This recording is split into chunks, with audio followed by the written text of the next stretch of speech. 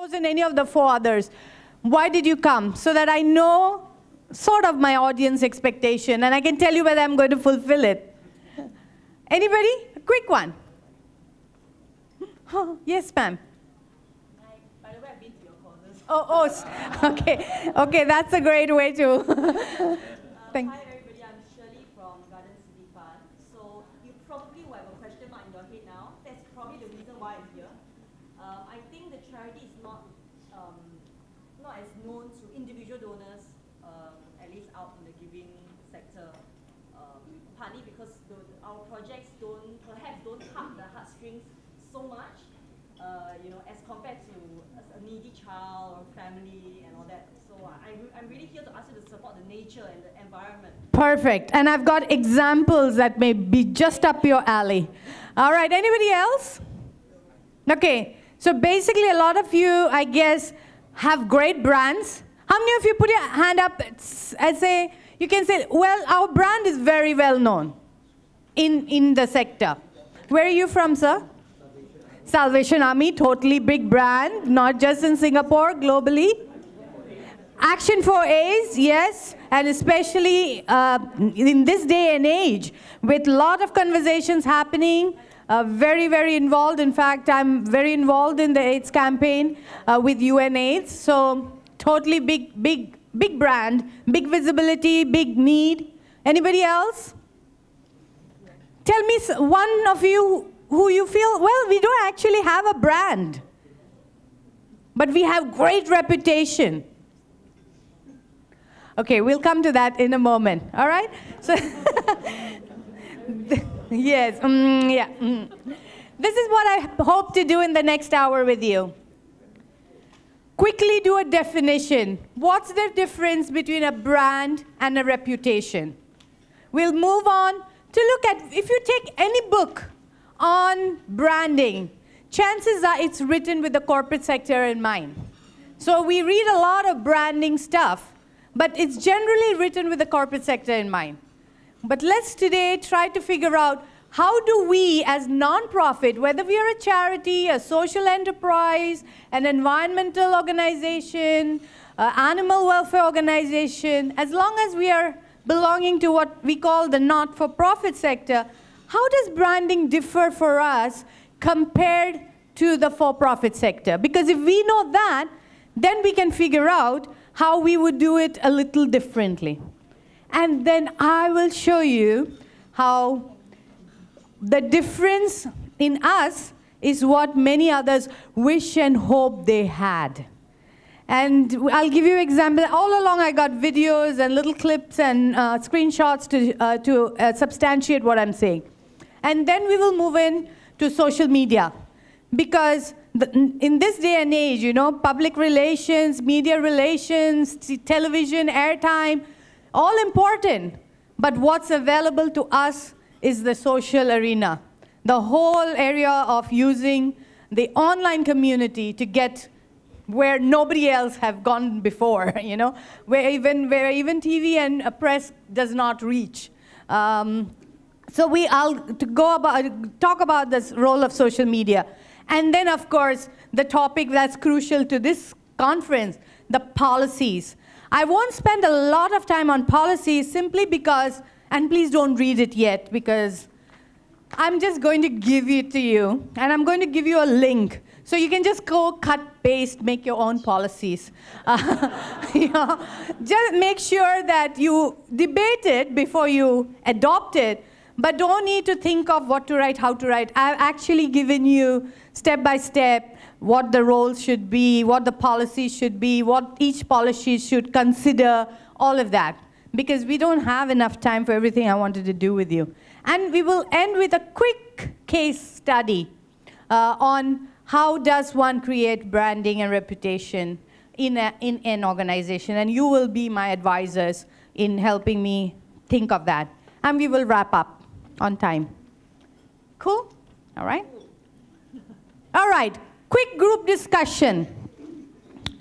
What in your understanding is the definition of branding? And what in your understanding is the definition of reputation? Okay, in your table, get to know your neighbor quick, don't get into how many kids you have and, hey, oh, you stay in Toa Payoh, I also stay in Toa Payoh. No, no, no. Let's just stick to the case at hand. What in your understanding is branding? What in your understanding is reputation? Okay, quick, just 2 minutes, and then I want you to shout out. Okay. Branding means the value that you project to the mass audience. Okay, if branding is the value you project to the mass audience, what is reputation? It's a trust that your customer build over time. Okay, so branding is about you, what you want others to know about you. Reputation is what others believe about you. Make sense? So that's where we are.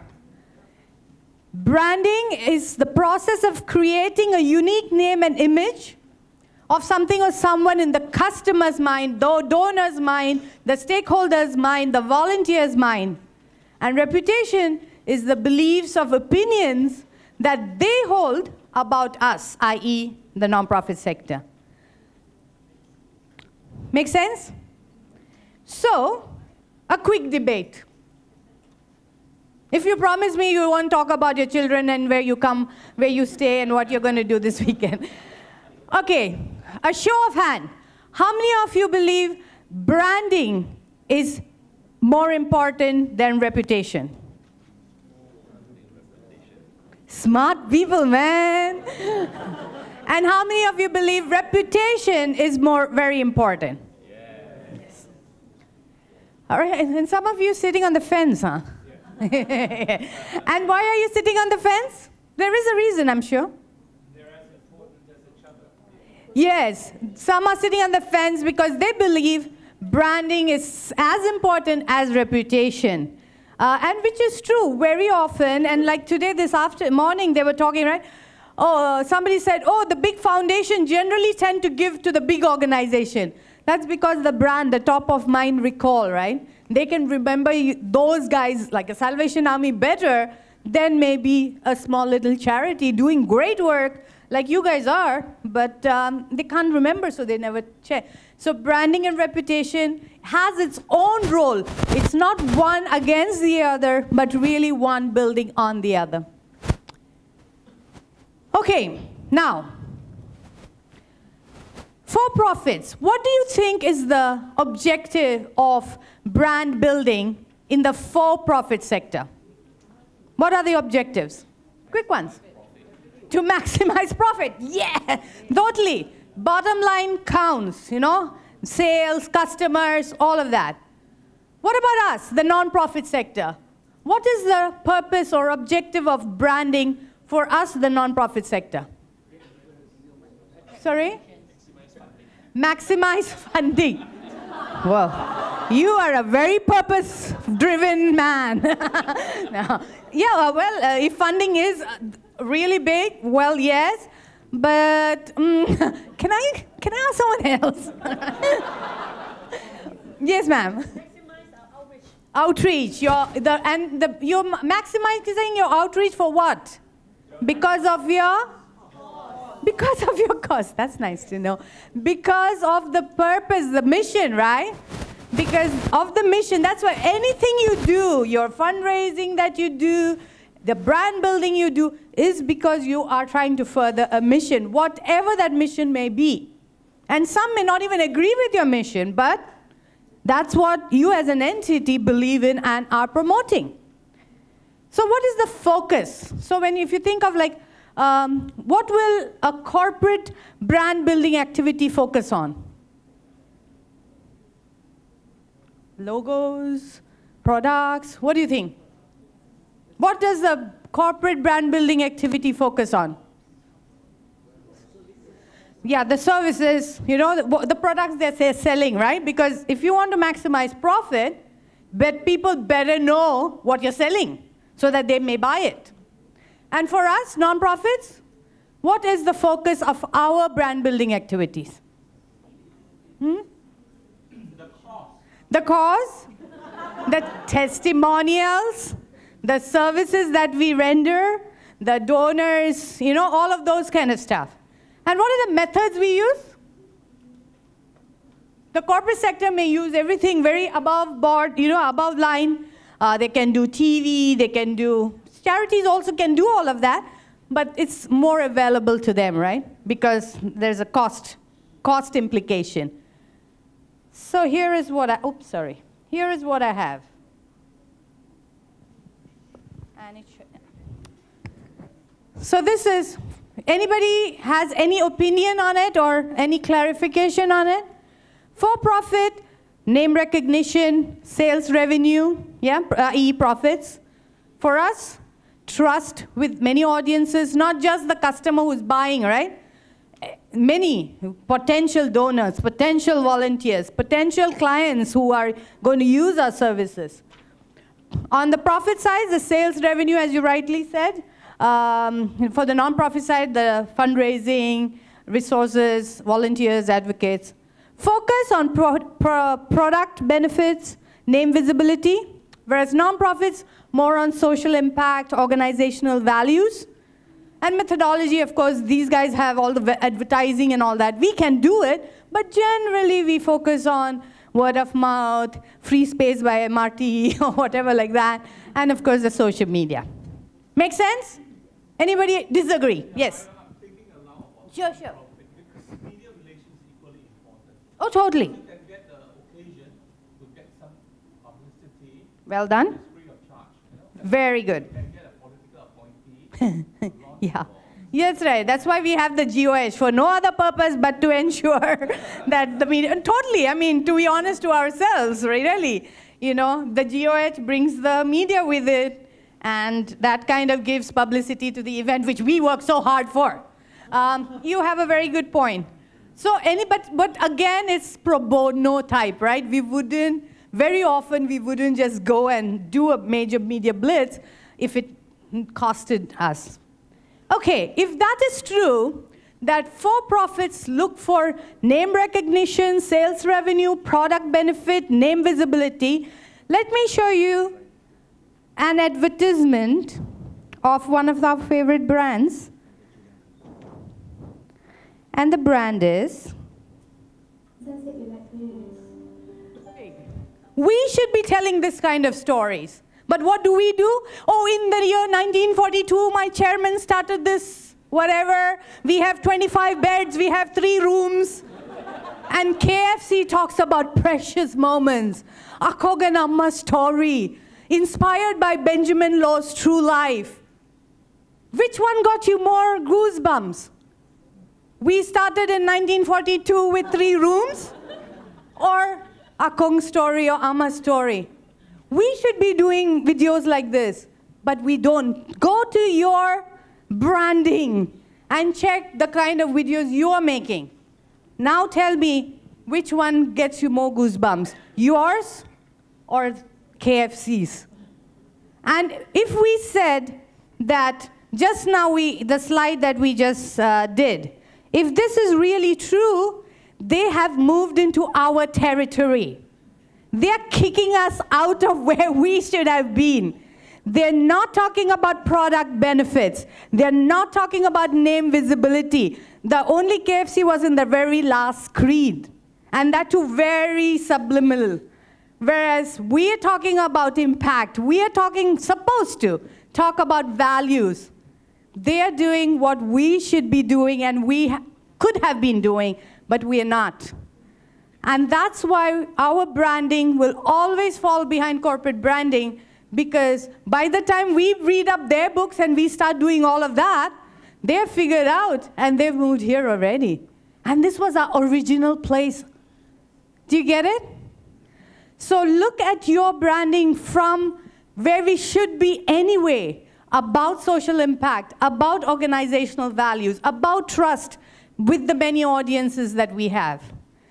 Then we can say that we will build a strong brand, and through that brand, we will build a strong reputation of trust. Now, after seeing that ad of KFC, do you think a little softer about KFC? Totally. I mean, they're frying stuff in oil that is not what we should be eating, but still we feel suddenly so good about them.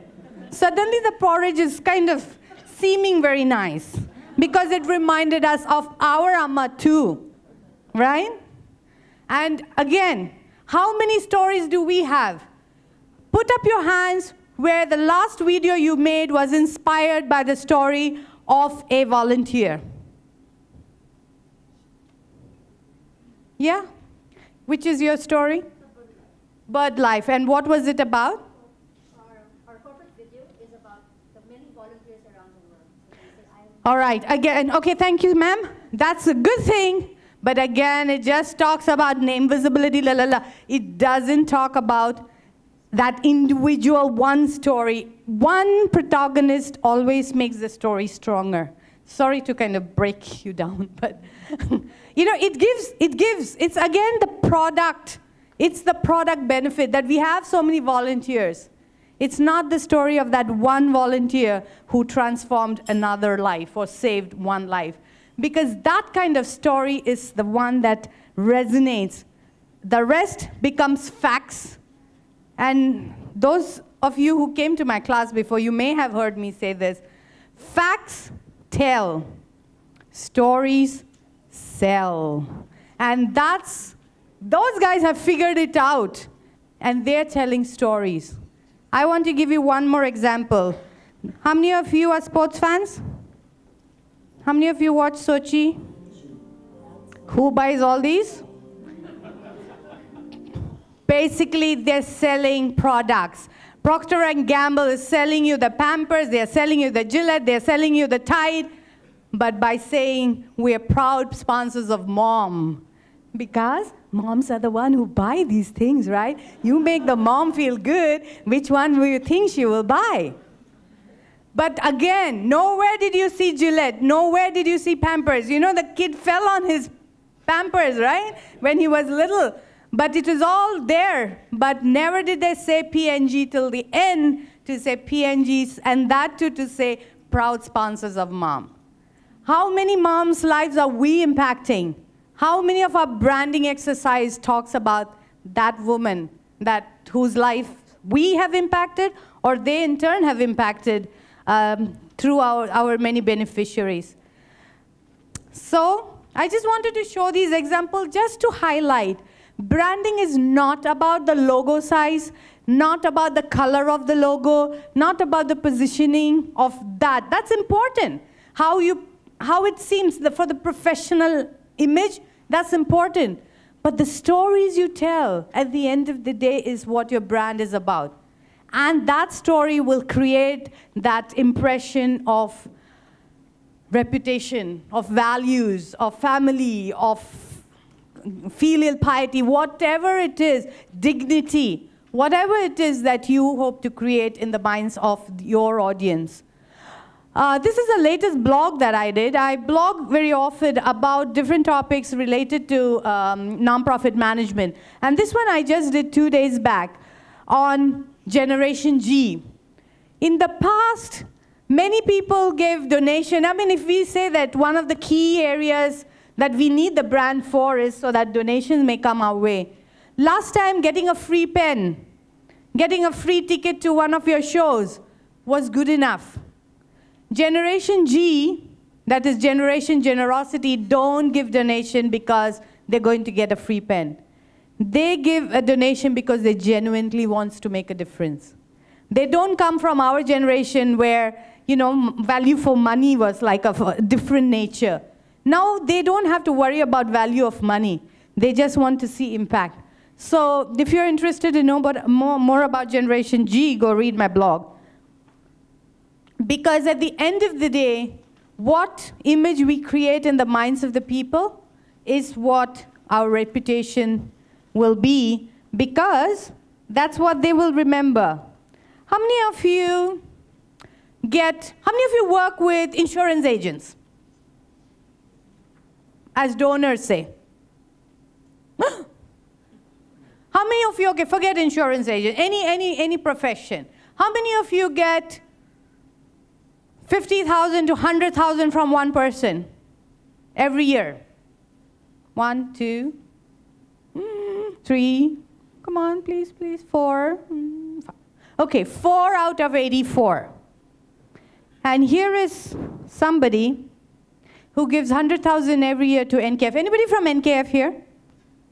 No. She gives 100,000. She started at 50,000. She's basically an insurance agent, and she gives personally 100,000 every year to support people who need dialysis.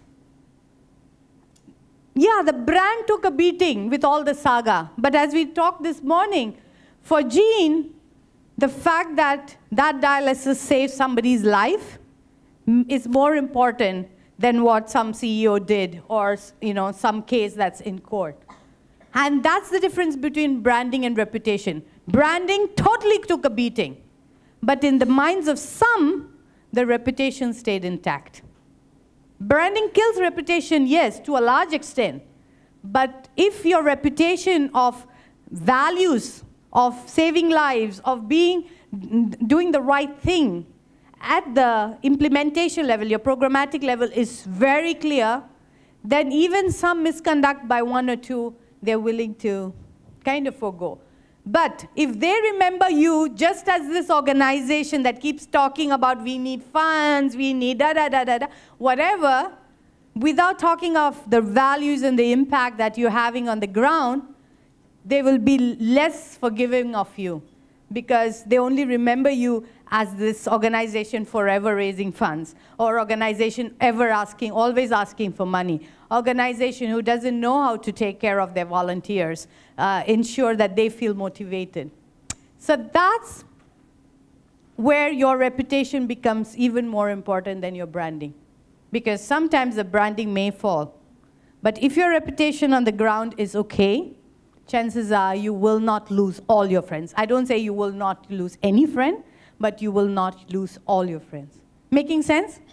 Anybody want to debate that? And how do we ensure that we can keep that reputation very high on the minds of our people? And one of the very easy way we can do it these days, we can create our own reputation, is by the use of social media. Because that's a very cheap but easy to outreach way to reach different people, different categories, to use it. And again, this is a book I've written, Social Media for the People Sector. If I had written it as a book, it will be a 35,000 word book. But I've written it online, and it's free. You can just go and read it. I hope some of you have already read it. It's been around for the last 2 years. But basically, you just go to the People Sector Infocom Resource Center. It's a collaboration with Nanyang Poly, who are kind of the people who are hosting this. So if you go there, you will get a lot of information, which I cannot cover in this 1 hour. But hopefully, you get cheat sheets that will make it easy for you to use social media. But what's the difference? What do you think is the difference between Web 1.0, i.e. the traditional media, or the old internet, no website, versus social media, which is the very different channels of interaction, be it YouTube, be it LinkedIn, be it Facebook, be it Twitter, be it WhatsApp, be it Skype? What is the difference? Somebody shout for me? Well, the first one is we talk about we. Ah. The second one is we want to get people to talk about that. All right. Oh, totally. Bang on that. Oops. Okay. The Web 2.0 really is the active involvement of the users, the people whose mind our reputation is created, whereas the olden method is more hierarchical. What we talk about our nonprofit to others. Make sense? The other one is a peer-to-peer conversation. You are just one of the members in that conversation. Whereas in the olden way of communication, we talk, and nobody listens. I know. So very often, go back to your website. How many of you have a Facebook page? Good. How many of you have come to the conclusion that we keep posting, but there's hardly any conversation happening? Yeah, I can see some nods, right? And that's because I have a feeling we are operating at this level. We haven't moved to, we are using the platform which is meant for peer-to-peer conversation, but we never actually moved to that level. So we are still publishing, using the very interactive platform to publish information like we did last time in a newsletter or wherever else.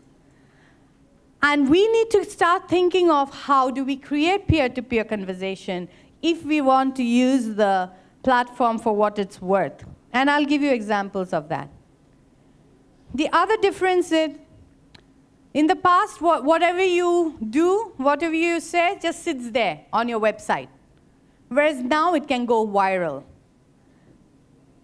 How many of you know of Gangnam Style? Yeah?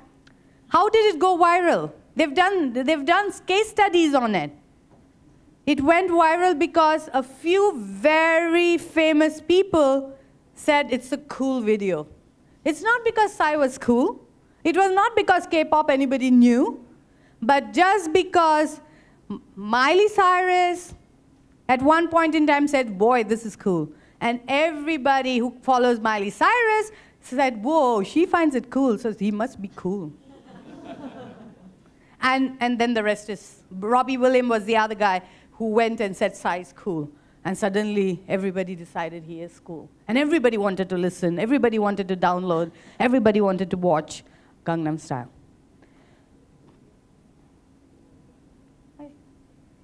It's about exchange and collaboration with the nonprofit. Whereas in the web 1.0, it's basically simply promotion and distribution of information. And I want you to, as we go down this, make a mental picture. Where are you personally, especially those who said you have Facebook or Twitter? Are you in Web 2.0 operating mode, or are you still in the 1.0 operating mode? In fact, as we talk of 2.0, we are already 3.0, right? Because mobile. A lot more people check stuff on mobile than on their laptops. So 3.0 would be the mobile medium, but let's at least start with 2 first. Information is pooled by our customers, our donors, our volunteers, as opposed to in the olden days, we need to push information. We can push all we want, but they won't read. Whereas if you pull, automatically, they are only pulling information they are interested in. And hence, they will only pull things which they have a recollection of. So if you say AIDS, who do they think of? If you say healthcare, who do they think of? If you say animals, who do you think of?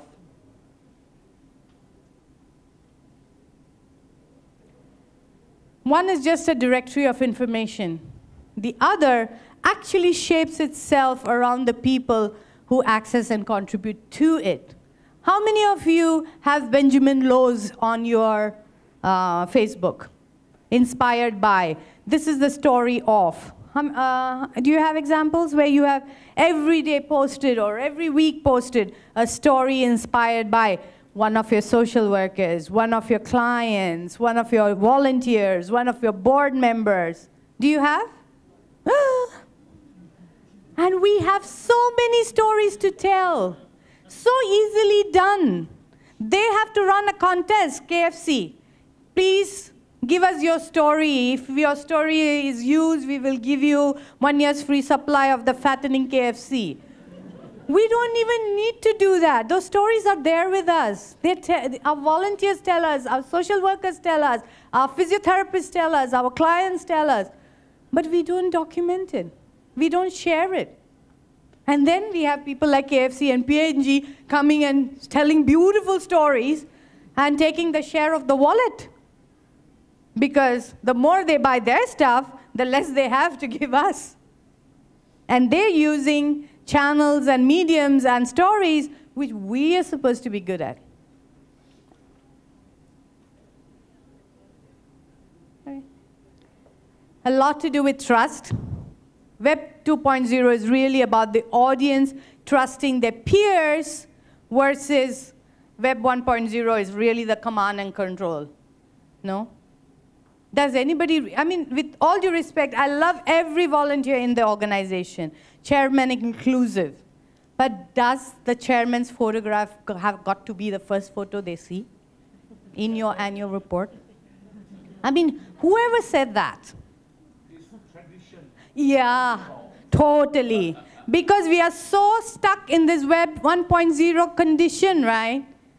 People really want to see the impact we are having. That should be the first story. And wrap it up at the end with the chairman's message, say all of this, I'm so thankful to, grateful to, blah, blah, blah, whatever, in the year 1942 I came, whatever, you know.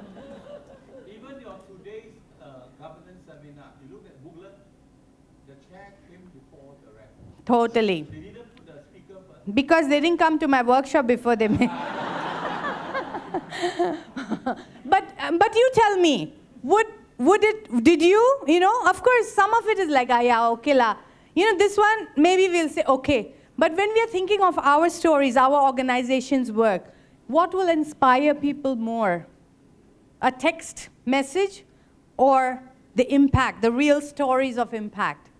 So that hopefully they will read the text later because they are so inspired already. So try to use it for inspiration through content creation rather than just a publisher of information. And content creation is about the storytelling. Content creation is about asking our volunteers, hey, what's that magic moment you had? You've been with us for 1 year. Did you have one magic moment? It doesn't have to be a 1,000-word article. It's just one quotation to say, yalla, I opened the door and he was smiling and that's it. And that's all you need to say. Because people will get it. Your reputation is built on that smile of one of your clients. Not on the fact that you have 3 rooms and 12 buildings and 52 beds still with waiting list of.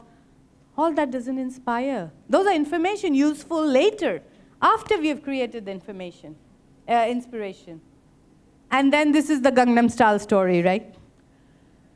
Web 2.0 allows us to identify influencers.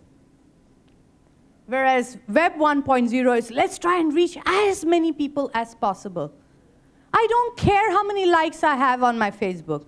I don't care how many followers I have on my Twitter.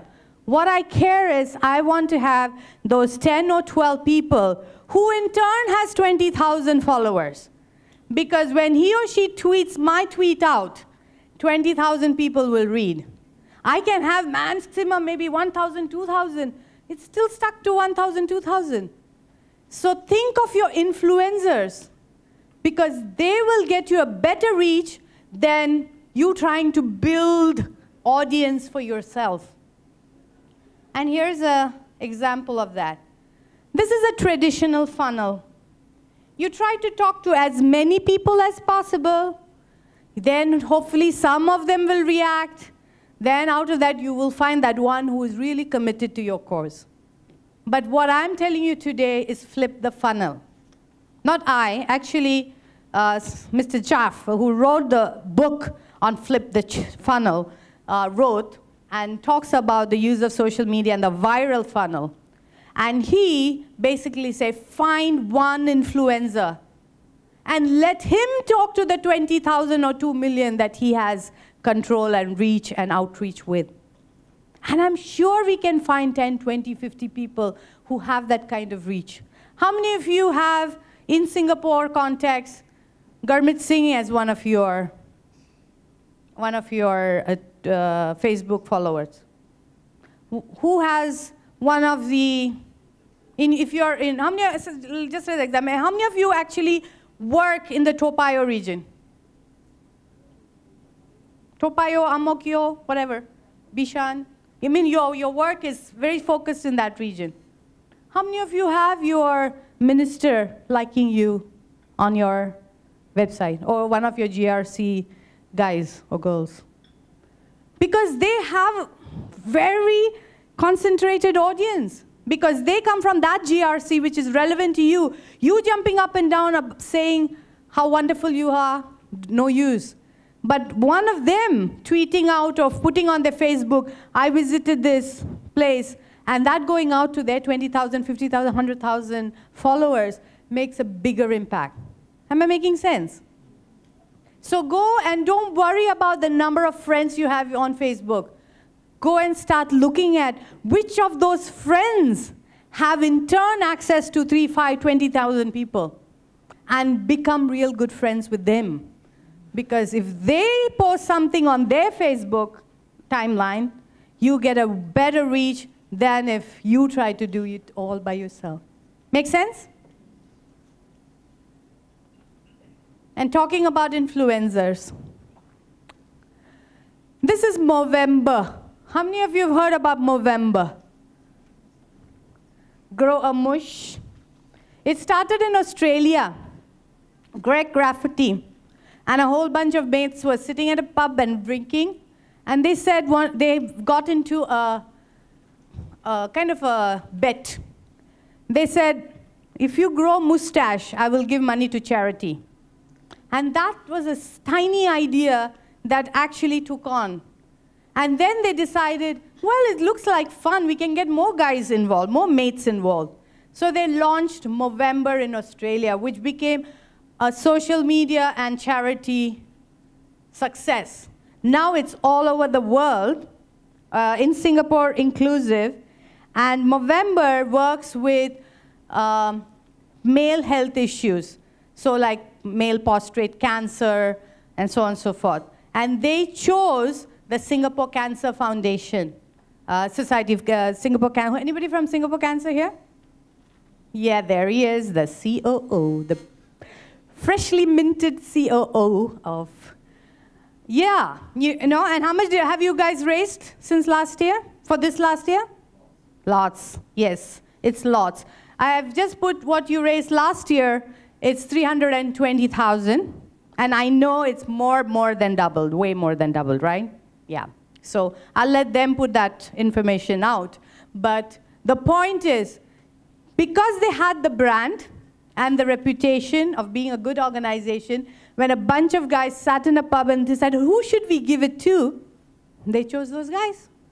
And did you have to jump up and down to raise that lots? Did you have to do a lot of organizing, or they did it and you were the beneficiaries of it? Totally. And that's the power of an influencer.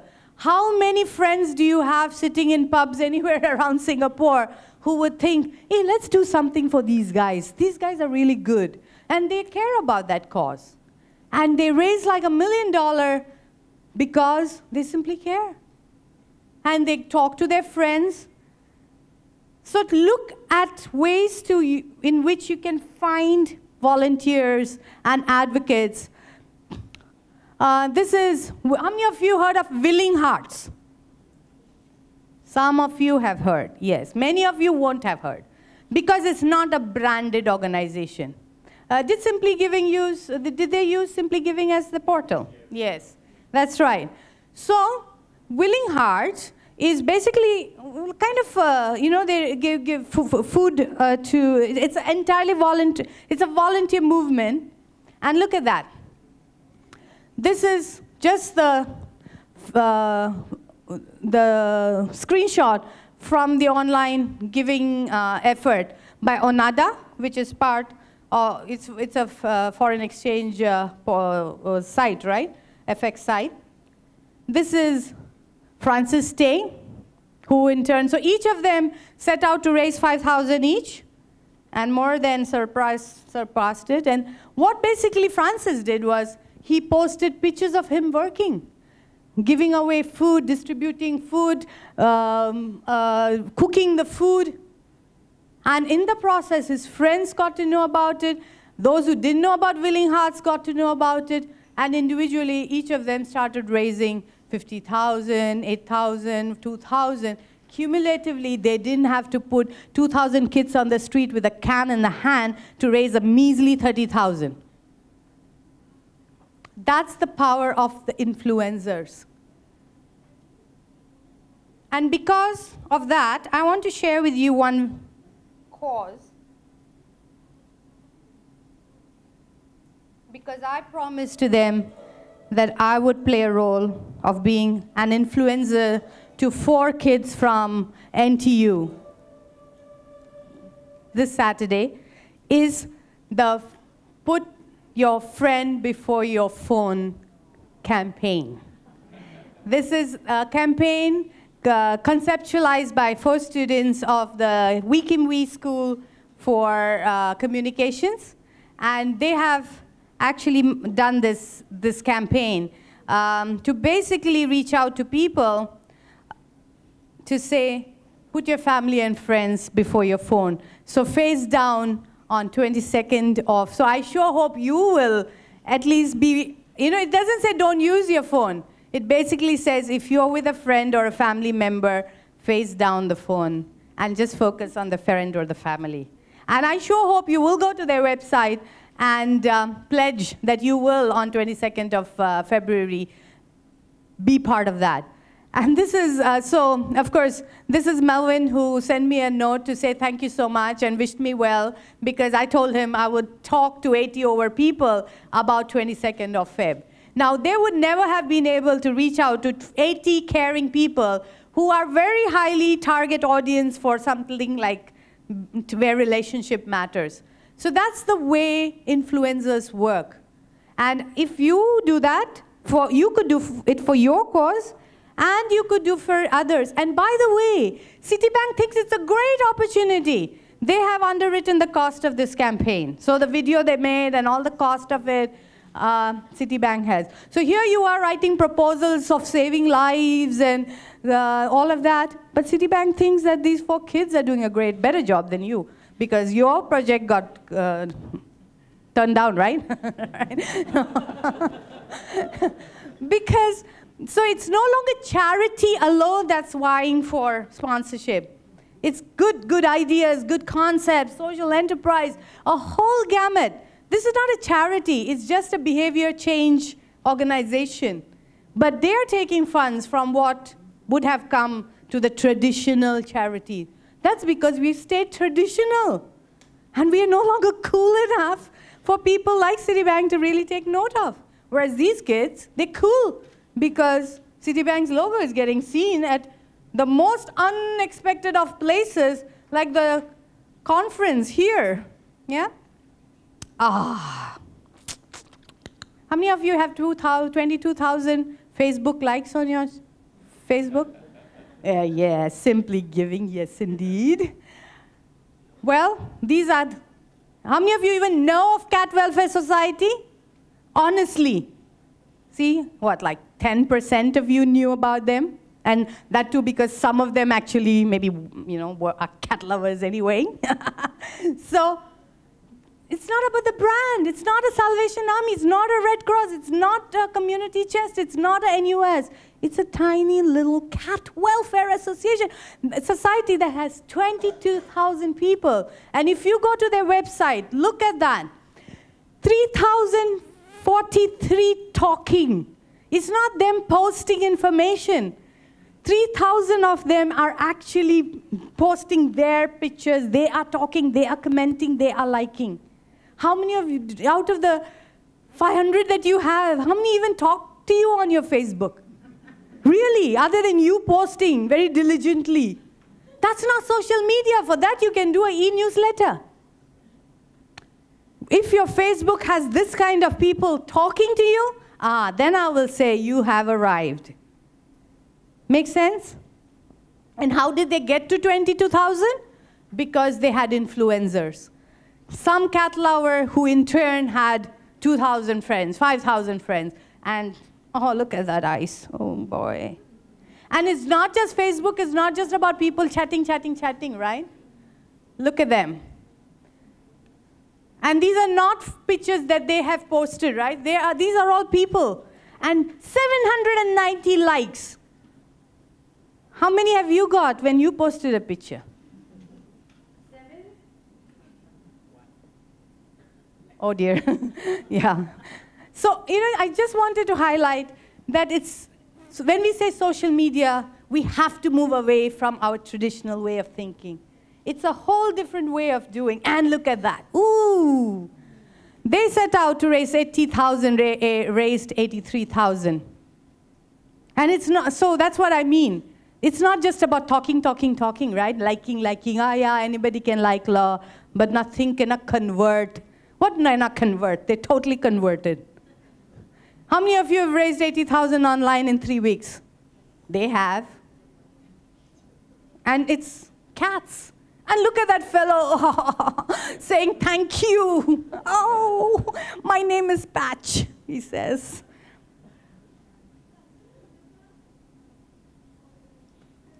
The Gardens by the Bay guys. Look at that and weep. This is a screenshot I took of nature reserves. And that was before Chinese New Year. They had 679,000 likes on their Facebook. This is Nature Reserve Singapore. Just before the conference, I decided to check them out. It had gone up to 791,000 likes. Why? Because between then and today, a year of the horse came by. So what did they use as their conversation piece? Horses. And suddenly, 100,000 people liked it. They had horse, and they had stories of horses, and they had how the hippopotamus is related to the horse, and they had... Right? Sorry? You... That's right, that's right. You know, and he gets it. Like, I'm sure you're going to go check them out now. Because some of us, you know, it just gets us. And we go and do this boring, 52 beds, 500 people, 3 days a week, 5 meals a day. Who cares? I want to know where that first meal came from for today.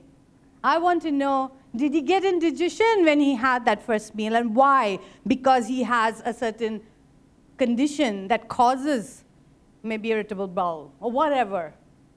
That's the kind of things that people want to hear on social media, not the command and control kind of stuff. Look at him. This is our Prime Minister.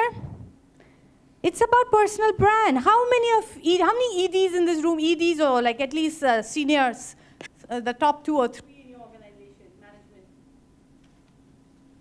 How many of you blog or personally post on your Facebook, on your organization's Facebook? You should be, you're young enough to do that. You, ma'am, you do. Yes, do you? What do you do? Post on Facebook. What do you post? I post like what have we been doing, and You get conversations going. Which organization? the food bank. Okay, the food bank. All right, my question is, even the Prime Minister of Singapore, what happened?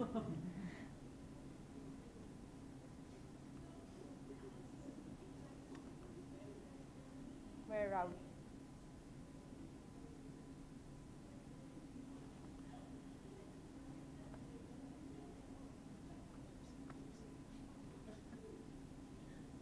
Yeah, this is as of last year. I mean, 2013, right? If I don't get it, well, it's on the slide I gave you. It basically shows the different times our Prime Minister Lee Hsien Loong actually personalized his brand. It's no longer the Prime Minister tweeting. It is Lee Hsien Loong, because an owl came into his office and he tweeted like you and me. You know, that's how you create a personal brand. Being an ED of an organization doesn't, I mean, it's just the position power. But being that connector to say, hey, no, this is what I saw today. This is how I felt today. This is what I hope today.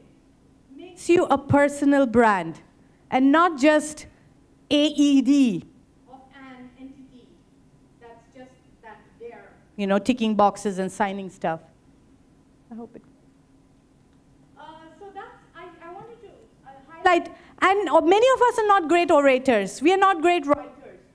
But we totally are, in our own little ways, great communicators. Because we don't have to write big, you know, like this one picture that you did, there are 21 others I could show. Just to say, yeah, owl came into my office, is that my office today? It's like such a human thing to say. I mean, even if I totally don't like that guy, I would suddenly, because I love the owl, I may say, oh, so cute, I may read about him. This thing is not too bad, actually. He's quite personal. personal brand. Sorry, they don't want to show me what Lisa. You can anyway go to the site.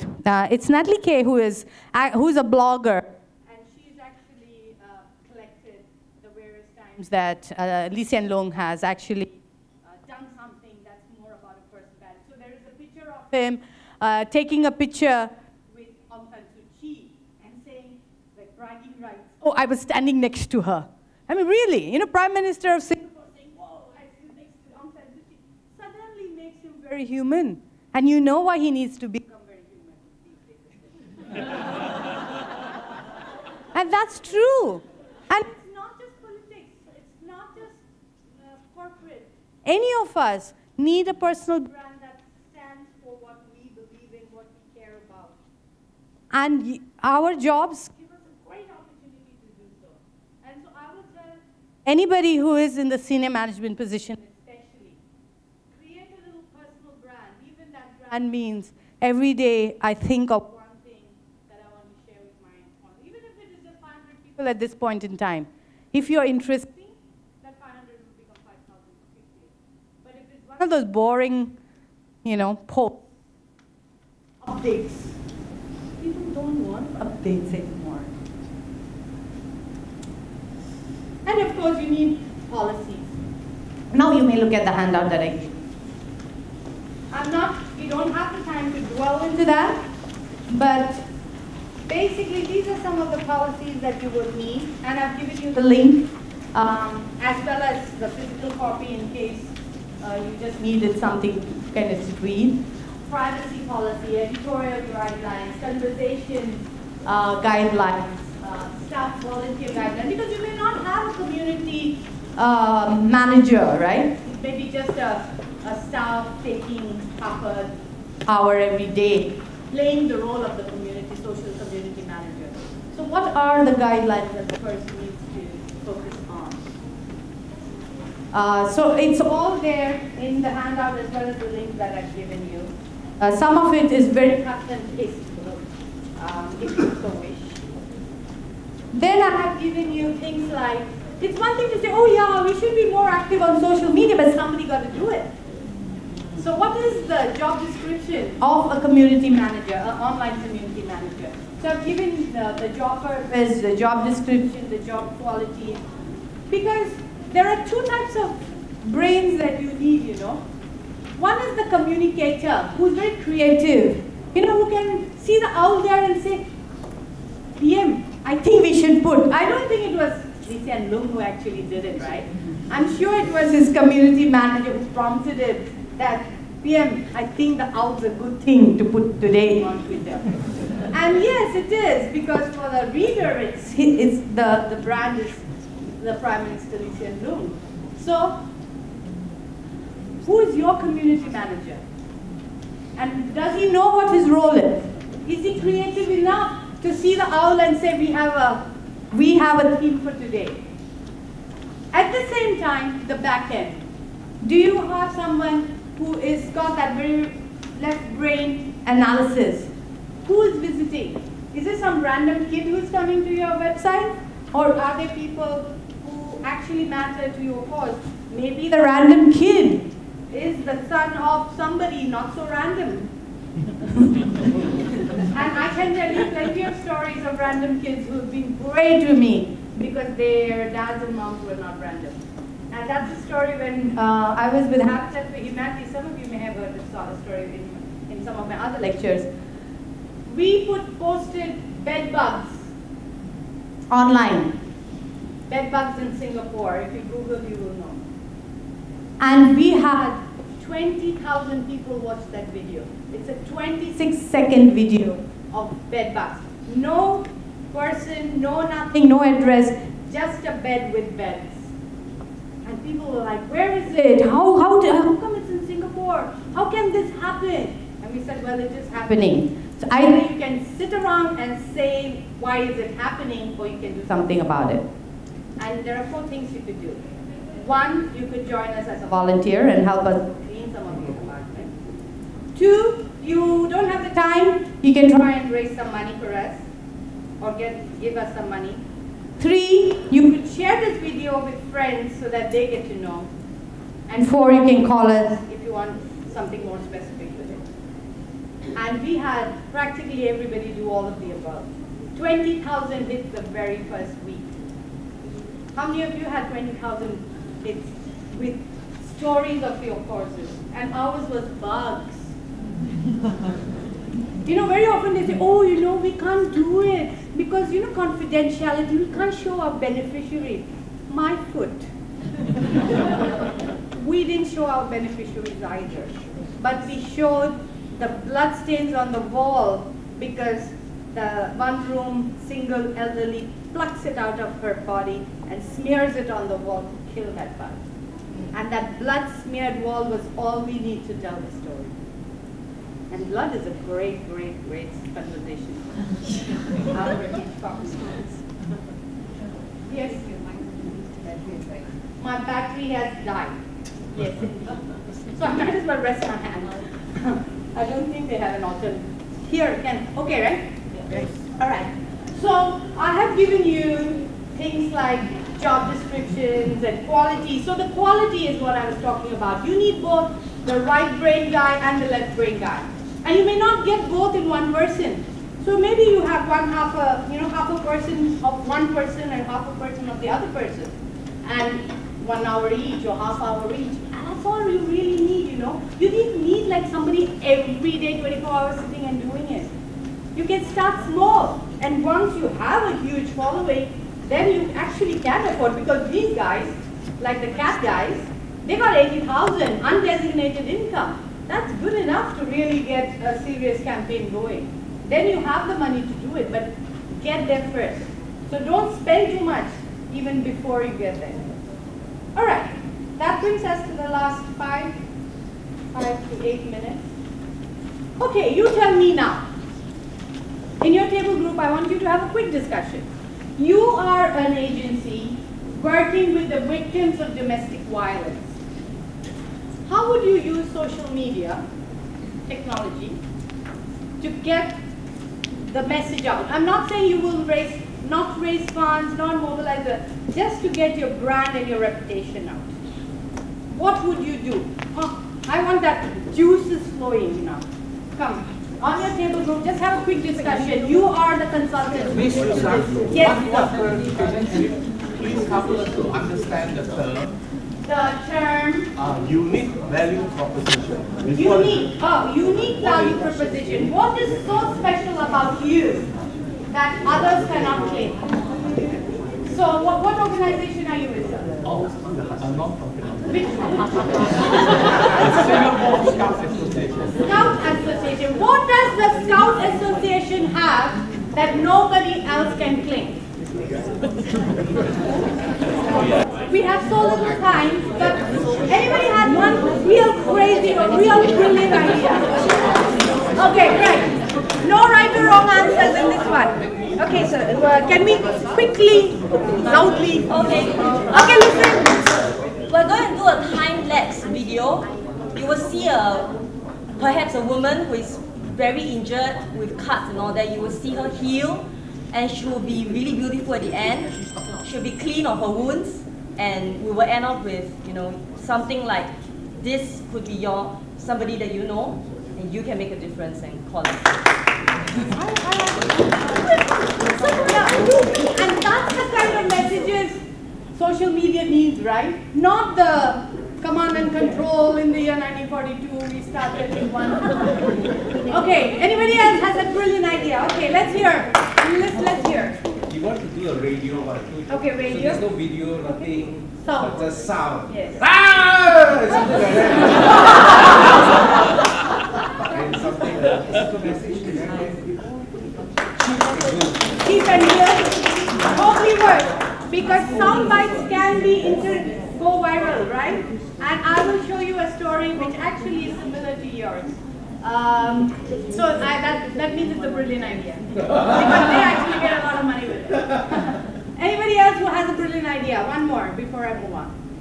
Okay, never mind, I'll move on. Okay, so these are two different campaigns that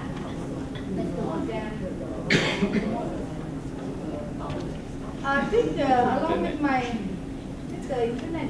Oh yes, the internet is gone. Oh well. Anyway,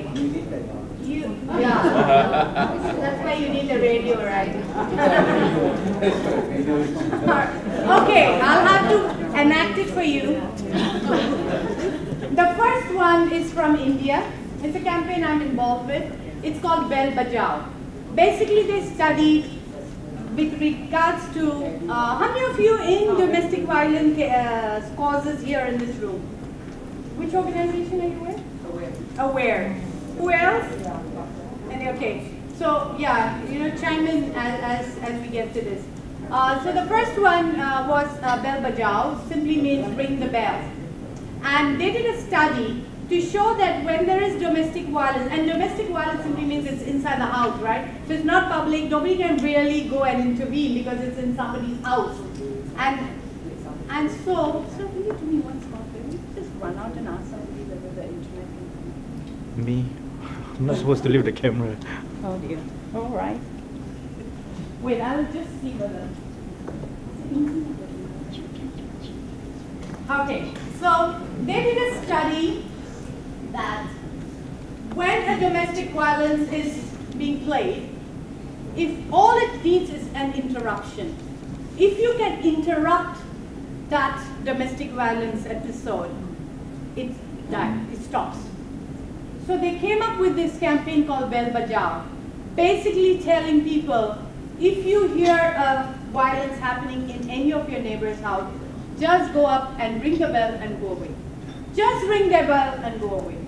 And just the ringing of the bell stops the violence. And they actually showed impact reports of how just by ringing the bell, violence stopped.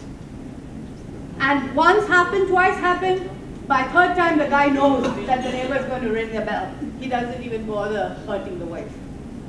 So that was a very simple but highly impactful campaign that they ran. And they called it simply Bell Bajao, i.e. ring the bell. Ah, there it is.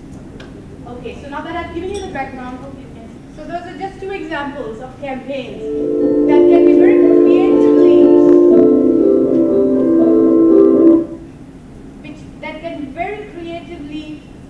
communicate your message to your stakeholders.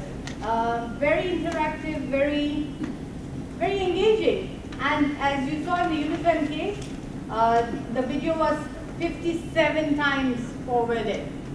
How many of your videos have been forwarded 5 times? Okay, let's see what our Prime Minister's speech looks like.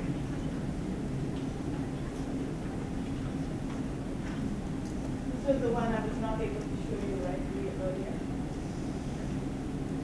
So practically every 2 weeks, he did something that created a very personal connection. So these are some examples.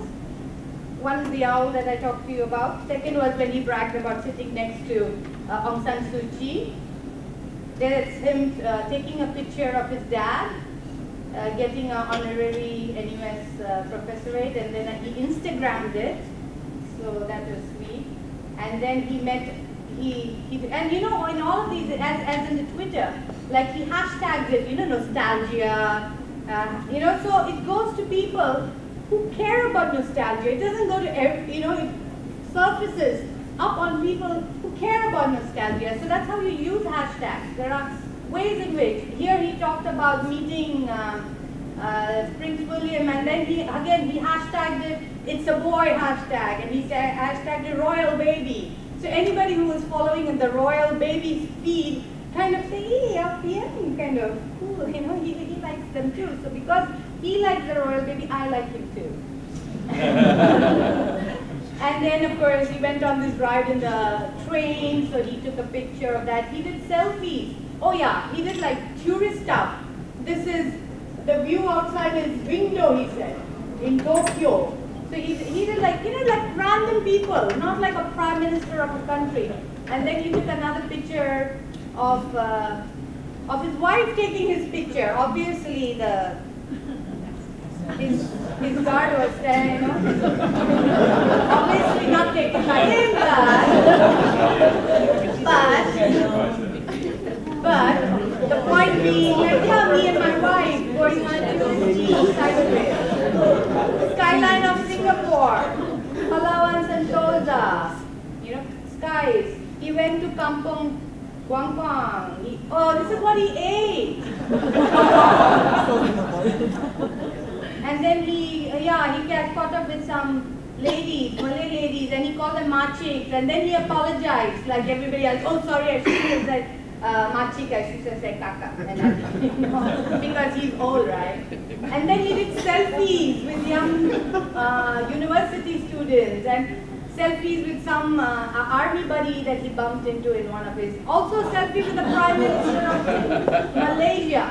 So you see, somebody of his stature is personalizing his brand, and through that brand, he's creating the reputation of being a very likable person. How are we ensuring that our causes become as likable, and some of our key position holders become more likable in the minds of our stakeholders, be it donors, be it volunteers?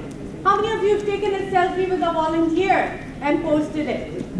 It totally humanizes you as a person, a very, oh, left, right, straight, and then you get a picture. Not everybody can do, but a selfie, that's special. Am I making sense? And that brings us to the end of the day. I hope it has been useful. I hope it has made you think. As I said, I tweet a lot, I blog, so you can, if you are on Twitter, you can follow me. My website has the blog, so you can go read. You can go like me on Facebook, because I keep posting little stories that I come across every day. So thank you so much. I hope it was